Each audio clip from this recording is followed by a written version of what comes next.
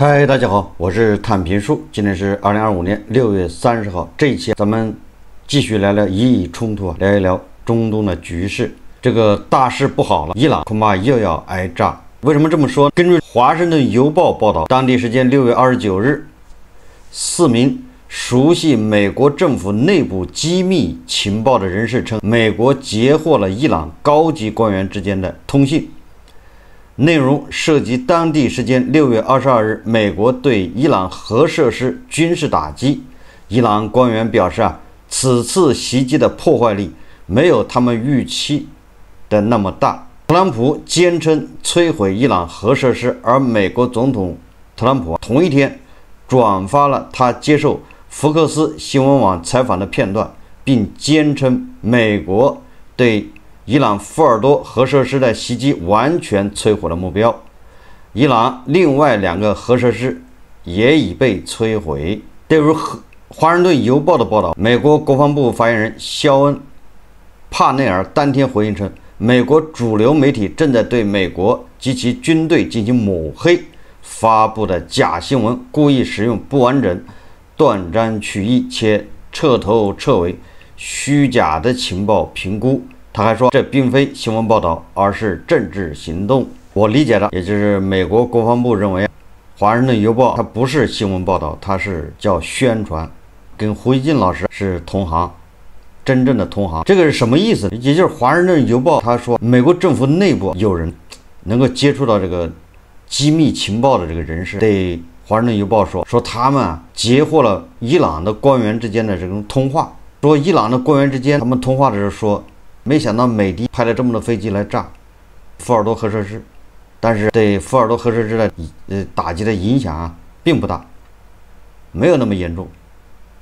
也就是伊朗人之间聊天通信被美国截获了。华盛顿邮报由此他就说，特朗普派这个 U-2隐形轰炸机去轰炸福尔多核设施，没有达到预期效果。当然特朗普是受不了的，特朗普现在是坚称已经摧毁了伊朗核设施，但是特朗普政府他并没有否认美国政府就截获了伊朗官员之间的这种通信，这个事情恐怕是存在的。官员之间也说了，伊朗的官员也说了，核设施的损失没有那么大，只不过是特朗普认为这些人在撒谎，伊朗人恐怕又要挨揍挨炸，秉承着一贯的说最狠的话，挨最毒的打。特朗普现在已经对福尔多核设施、伊朗的3处核设施炸得什么样，已经是精疲力尽了，天天都要解释。结果今天特朗普换了一个说法了。6月29日，美国总统特朗普在接受福克斯新闻采访时表示，他说伊朗除了已知的3个核设施外，可能还隐藏着一个秘密核设施。特朗普指出，我们知道伊朗有很多核设施，可能有3个主要设施，另外还有一个。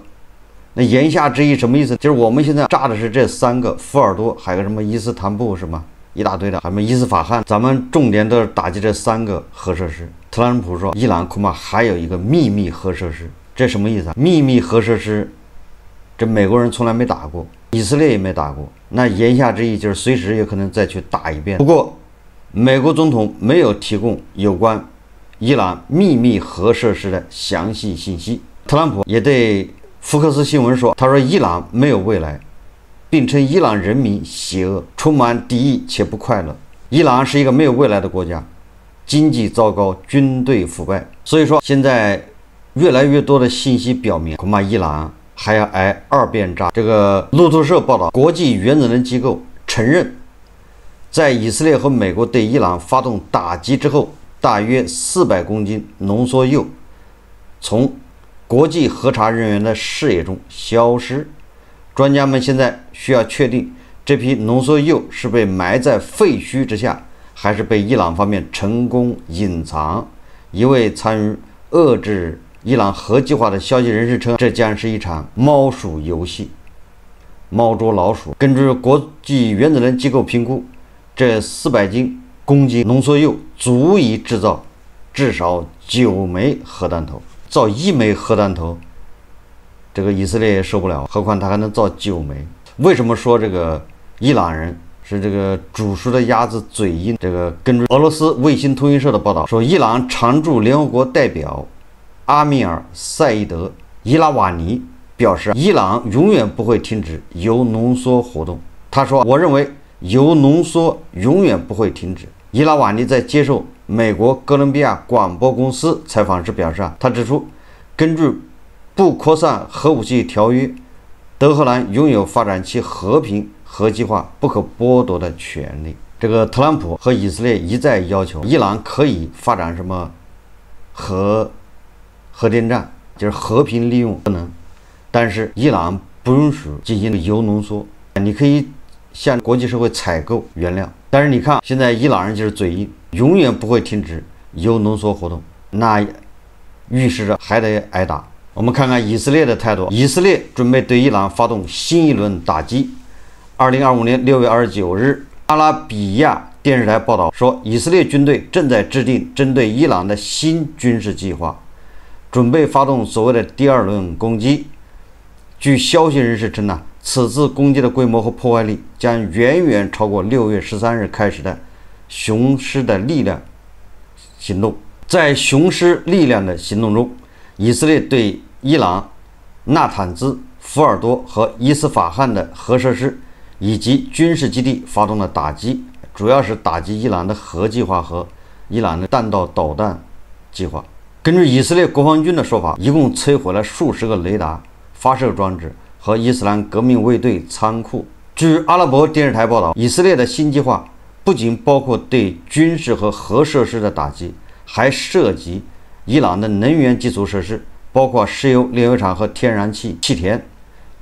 例如南帕尔斯气田。该电视台援引以色列军事内阁消息人士的话称，其目标是彻底摧毁德黑兰的军事能力及其重建核计划的能力。以色列总理内塔尼亚胡强调，以色列不会允许伊朗发展核武器，称其为深层威胁。以色列在准备对伊朗发动第二轮打击。不过，这个伊朗人已经告到了联合国。根据伊朗伊斯兰共和国通讯社报道，伊朗的外长阿拉格齐29日致函联合国秘书长以及安理会主席，要求安理会认定以色列和美国为侵略方，追究其包括战争赔偿在内的责任。信函说，自13日起，以色列公然违反联合国宪章，对伊朗发动侵略，蓄意袭击多个居民区以及民用基础设施，严重违反国际法。受国际原子能机构监督的库姆、阿拉克、纳坦兹以及伊斯法罕核设施成为美以两国攻击目标。此举严重违反联合国宪章、不扩散核武器条约以及国际原子能机构相关决议。伊朗的外交部长阿拉格齐要求安理会确认以色列的侵略行为，并认定以色列以及美国为侵略方，追究其包括战争赔偿在内的责任。策划侵略行为的真正领导人还应承担个人刑事责任，也就是这个伊朗的外长要求安理会要追究内塔尼亚胡以及特朗普的个人责任。不知道特朗普怕了没有？说来也奇怪，这个伊朗他为什么要跑到联合国去告状呢？你找安理会有什么用？你组织伊朗人民走上街头高喊让以色列去死，让美国去死，不就行了吗？你就天天喊美国死，以色列去死就够了，何必跑到这个什么联合国，要求联合国秘书长要求安理会惩罚美国，惩罚以色列？本来是可以通过魔法打败以色列，打败美国，你非要跑去跟人说理，似乎这个伊朗也不占理。这个不是开玩笑，这个伊朗国内上上下下都在施魔法呀，就连伊朗的议会开会的时候都要高喊口号啊，会前会后都要喊，打倒美国，打倒以色列。大家看视频。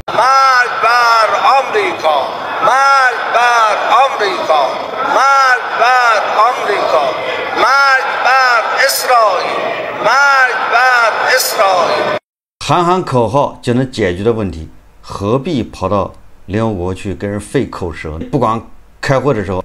喊口号，不管组织老百姓都在大街上喊口号。这个伊朗呢，伊斯兰革命卫队又开始放狠话了。首先是这个伊朗伊斯兰革命卫队发言人纳伊尼，他说正告特朗普说，我们建议特朗普睁开眼睛，停止胡说八道、胡言乱语和反复无常的行为。你看，这是伊朗人对特朗普的忠告，说12天战争的惨败显然让特朗普心智混乱失衡，这助长了他那些轻率的言论。确实，这个伊朗啊，给了美国一记响亮的耳光，特朗普近乎是哀求祈求伊朗停火，所以特朗普的身心遭到了重创，现在已经神志不清了，心智混乱，胡说八道，反复无常，感觉这是在逼特朗普也派出地面部队，否则没完没了。这还没完，伊朗伊斯兰革命卫队发言人称，在此次与敌人的冲突中，也就是与以色列还有美国，伊斯兰革命卫队使用的力量不到5%。你看看伊朗人，也就是伊朗人只用了5%的力量，就吊打以色列和美国。如果不是美国仓皇下场，以色列已经被灭国。美国仓皇下场之后也没捞着好处，最终是以求饶告终，挨了一记响亮的耳光。而这一切，伊朗的伊斯兰革命卫队只动用了5%不到的力量，甚至伊朗都没有用法术魔法，用的都是常规力量。就问特朗普，你怕不怕？有网友推算说，这次轰炸伊朗损失了革命卫队的高级将领10几个。昨天也举行了是国葬，如果不到5%，那言下之意就是伊朗的革命卫队这些高级将领得有好几百，怪不得他们一点都不紧张，总司令死了就死了，后面还有好几百排队，一次团灭10几个将军，这个都是小事，不足5%。我看有媒体报道，这个也是罗生门，伊朗伊斯兰革命卫队的叫圣城旅指挥官卡尼，我记得有媒体报道他已经被炸死了，但是现在卡尼显然没死。因为昨天伊朗举行集体葬礼的时候，卡尼还露面了。你说卡尼现在麻烦来了，他还不如死了。现在活着比死了还难受。为什么？因为在整个的伊朗伊斯兰革命卫队高层里面，现在只有这个卫队圣城旅指挥官卡尼，就他还活着，也就是高级将领里面差不多都死绝了，新换上了一茬，只有他还活着。那么这个就非常蹊跷，伊朗人本能的就开始怀疑，因为伊朗现在正在展开轰轰烈烈的抓内奸，互相检举揭发，内奸已经抓了上千人了，对一切可疑的都要检举揭发。所以伊朗就有人开始怀疑这个卡尼他为什么没有死，是不是这个圣城旅的指挥官卡尼早就已经被美国和以色列买通了收买了。怀疑卡尼是不是摩萨德安插在最高层的一枚棋子。更加蹊跷的是，每一次以色列对这个伊朗圣城旅还有什么抵抗之虎进行打击的时候，卡尼总能脱险。一次这样可以理解，他命大；2次这样你也能理解，但是每次都这样就不好解释了。卡尼他是接替被绞成肉泥的那个被斩首的苏莱曼尼之后，他当了个圣城旅的这个指挥官。你看他的前任被绞成肉泥，而他当到现在一点事没有。他经历了在黎巴嫩顺呼机事件爆发，纳斯鲁拉被以军也是团灭，我记得是一个钻地弹直接炸到地下会议室，有很多伊朗高官在陪着这个就是伊朗的顾问跟这个黎巴嫩真主党的头子叫纳斯鲁拉在开会，也是一锅端。但是卡尼却平安的回到了这个伊朗。这一次以色列是对伊朗的伊斯兰革命卫队所有的高级将领，人家就是做了个扑克牌啊，一个一个的定点清除。但是卡尼又神奇的躲过了以色列的追杀。这个卡尼有什么诀窍呢？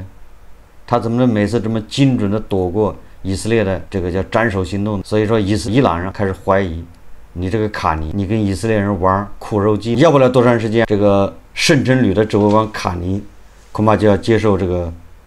隔离审查。伊朗的议会通过立法，将使用未经许可的电子通讯工具，你比如说星链等卫星互联网服务，把这些行为都定为违法，违反规定呢可以罚款、鞭刑或最高2年监禁。也就是现在这个叫亡羊补牢，犹为未晚。这个伊朗人虽然宣称取得了3个胜利，赢了3次，但是还是选择了叫什么深挖洞、高筑墙，叫亡羊补牢，犹为未晚。先把这个墙修好，免得伊朗人这个思想上受到干扰，免得伊朗人对3个胜利有所动摇，信得不够彻底，信任不彻底，彻底不信任。所以接下来不仅要在伊朗国内开展轰轰烈烈的反间谍活动，还要开展轰轰烈烈的思想教育、学习教育要让伊朗人对3个胜利深信不疑。也门的胡塞武装好日子也到了，实际上这个抵抗之虎，就这些武装挨个的都要被收拾，没人能幸免，只是时间顺序的问题。以色列媒体说，内塔尼亚胡已通知特朗普，以色列准备对也门发动大规模袭击，考验妥协军的时刻到了。当然了，换一种说法，也是给妥协军刷战绩的时候到了。这个妥协军也要跟这个哈梅内伊学习，只要不死，那都是擦伤。这个伊朗人获得了3个胜利，到时候胡塞武装、妥协军怎么着得4个胜利，比伊朗人、比老师、比他的靠山要多一个，这样就可以从伊朗要到更多的经费和支援。最后我们再看看这个伊朗到底何去何从，会不会挨第2遍炸？实际上，伊朗真正的问题还是在他们国内。咱们一直说伊朗政教合一，这个神棍政权，国家是掌握在这个最终这个权力是掌握在这个宗教领袖的手上。虽然形式上他也选了一个总统，但这个总统候选人是由宗教领袖来定，就谁有权利参选。这个总统权力不大。关于伊朗的体制，大家也清楚。从伊朗的武装力量来看，虽然伊朗的武装力量最终都是哈梅内伊掌控，他第一个是叫伊朗伊斯兰革命卫队，这个有点像2战时期德国的党卫军，而我只能说有点像，实际上它比德国的党卫军权力要大得多。因为伊朗的国民经济，据说 GDP 的15%以上都被这个伊斯兰革命卫队把持，也就是作为一个军事力量，它还能经商，它能手上掌握着各种资源。伊朗人家也有国防军，而且国防军的人数是伊斯兰革命卫队的2倍，它的编制。但是伊朗的每年的叫军费，虽然人数上革命卫队比这个政府军要少，国防军，但是这个军费预算的60%是由伊斯兰革命卫队拿走，国防军只有40%，国防军人数还多，国防军还不能经商，也就是大家就知道，这么2下一对比，你就发现国防军的待遇要远远低于伊斯兰革命卫队，要钱没钱，要权没权。所以说，同样是伊朗的2支武装力量，那国防军和伊斯兰革命卫队之间矛盾一定是非常大。所以说，哈梅内伊如果他的处理稍有不慎，就是随时也可能翻车，也就是伊朗的国防军保不齐就要揭竿而起。虽然伊朗的总统是哈梅内伊他圈定的几个人，我在以前节目说过了，你宗教领袖和那个总统之间这是天然的不可调和的矛盾，就是你把自己的亲儿子放在总统那个位置，也有可能父子俩会反目，也就是这是位置导致的，这是角色设置导致的，它必然之间有矛盾。这个就像我以前说的，一个公司董事长和总经理之间它是有矛盾的，它是位置设置导致的。董事长是负责战略唱高调，这个总经理他负责执行落实，执行落实实际上很难做到董事长的高调，董事长的战略做不到，双方就有矛盾。换种说法，总经理他是管这个柴米油盐酱醋茶，巧妇难为无米之炊，他要解决吃喝拉撒，而这个董事长他只是定方向战略，他不管具体的这些事情。那我们对应到伊朗宗教领袖和总统之间，这个宗教领袖他负责伊朗的意识形态，用教法来统治来治理伊朗，完了之后他要输出他的革命，花大量的钱，他要考虑的是伊朗的安全，所谓的安全就是教士集团的安全，也就是所谓的伊朗不能变色。那这样他就要跟美西方对抗，才符合他的人设啊。所以这样的天然的就没有办法跟美西方好好的做生意，他的对抗，他的高举反美反以大旗，所以他的高喊让美国去死，让以色列去死。你看，这是他的，你看，这是他的角色设定，就这么设定的。如果他哪一天不喊这个了，要跟美以，要跟西方世界和平共处，这个教士集团的合法性就要存疑，也就是所谓的执政合法性，所以这个很难解。那对这个总统来说，那现在总统叫佩泽西奇啊，总统他是要解决伊朗的发展，伊朗老百姓要吃饭，伊朗老百姓人均 GDP 要提高，伊朗老百姓要受教育，这些柴米油盐酱醋茶。那发展这些，那就需要融入世界，要融入当今这个世界的格局的贸易体系。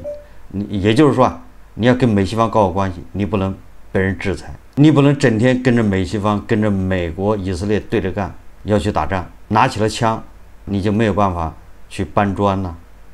你要去搬砖，你就没有办法拿着枪，就这个道理啊。所以伊朗国内必然会出现这个强硬派，你比如说既得利益者，就是伊斯兰革命卫队，这叫既得利益群体，那就有妥协派或者叫什么，叫洋务派，他们肯定是主张跟以色列谈，争取解除制裁，发展经济。如果这种洋务派或者叫投降派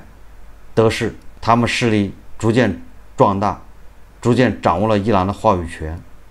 那对这个哈梅内伊来说不是好事，哈梅内伊随时就会下台。如果是这个还是伊斯兰革命卫队这些人掌握话语权，继续跟美以对抗，那最终还是要招致2次轰炸呀，炸多了，这个教士集团这个神棍政权一样的也会土崩瓦解。不管怎么说，这一天我想很快就要到来。好，这期节目我们就聊到这里，感谢大家收看。如果喜欢我的节目，欢迎订阅转发，也可以在下方留言评论，谢谢大家。